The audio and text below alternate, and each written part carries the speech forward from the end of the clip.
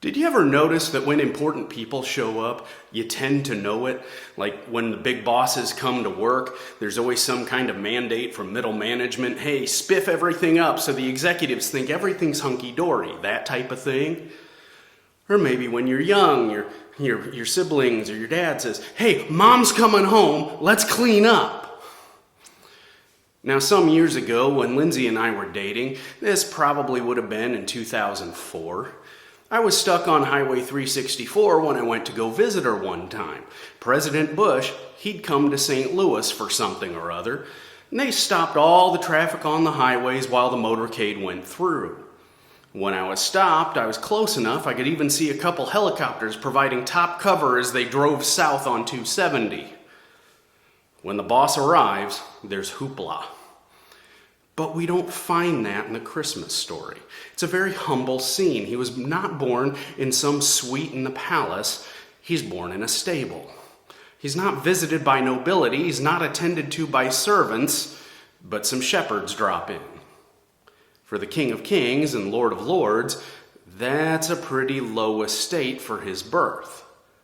But it's what God chose. Throughout his life, Jesus was never demanding privilege. He was never lifting himself over others. Instead, he humbly served. He touched the lepers. He visited with prostitutes and tax collectors. He washed feet. You see, it wasn't that Jesus didn't know that he was important. He knew exactly who he was. He knew better than anybody else. He knew better than we do today.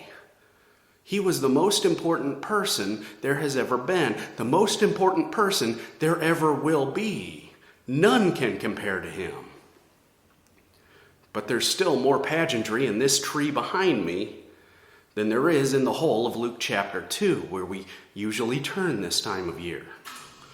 This Christmas might feel like it's missing something. Family might not be visiting. Presents may not be as plentiful. There's Christmas traditions that are going to be taking a year off. Now, we can mourn that. We can wail and moan. We can lambaste public figures about restrictions. We can complain on Facebook. We can send nasty notes. Or we can view this as going back to basics.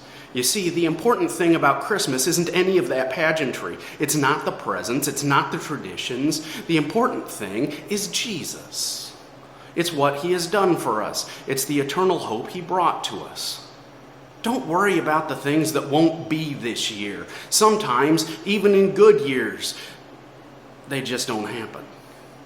But if you want to find peace and contentment this Christmas season, you will not do that by looking at what you don't have. Instead, turn to Jesus. Keep your eyes fixed on him, the author and the perfecter of our faith.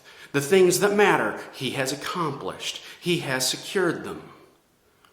Because he was born, because he came, because he died and was raised again, we have hope. We have security. We belong to God. That's what matters. That's where we find our hope and peace. You see, Jesus didn't need any of the trappings at his birth. We don't need that either because we have him. And with him, no matter what else happens, we will have a Merry Christmas. Merry Christmas. Oh, before I go, one more thing. Stay tuned next week for a very special Christmas video. It's going to be a bit different, but it's going to be good. I'm not going to ruin the surprise for you, but it will be worth watching. God bless you all this Christmas season.